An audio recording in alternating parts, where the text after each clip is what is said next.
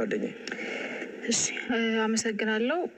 አንድ ላይ አድርጌ ለመመለስ ሞክራለሁ። በመጀመሪያ ደረጃ ፕሬዝዳንታችሁ በየመድረኩ የሚናገሩትን ነገር ሰብስባችሁ ሌላ መድረክ ለማስተጋባት ከመሞከር በፊት የፓርቲዎች ርዕዮተ ዓለም ምንድን ነው የሚለውን ነገር ማጥናት አለባችሁ የሚል ምክር አለ። ምክንያቱም ኢህአፓ ኮሚኒስት አይደለም። ኢህአፓ በ1976 ወደ ሶሻል ዲሞክራት ተቀይሯል። እሱን ብታነቡ ጥሩ ነው። በሁለተኛ ደረጃ ለማንሳት የምፈልገው ነገር አሁን ላይ ቁጭ ብሎ ጦርነቶችን ሲያራግብ የሚውል ስርዓት፣ ጦርነቶችን እዚህም እዚያም የሚጥድ ስርዓት ኢህአፓንም ሆነ መኢአድን ህዝባዊ አይደሉም በማለት በጦርነት ቀስቃሽነት ሊወቅስ አይችልም የሚለው ነገር እንድትረዱ ትፈልጋለሁ። ያነሳችሁ ጥያቄ ወይም ኮሜንት አንዱ እሱ ስለሆነ ማለት ነው።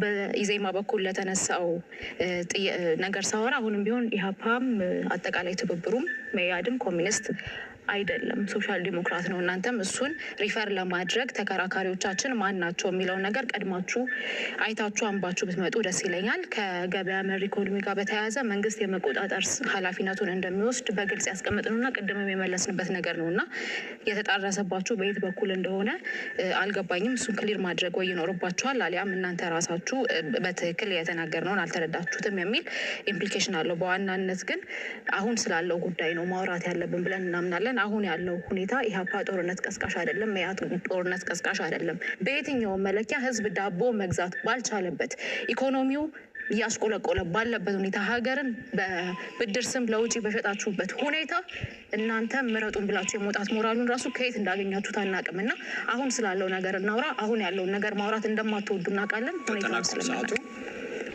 ክቡራንና ክቡራት በዚህ መድረክ ላይ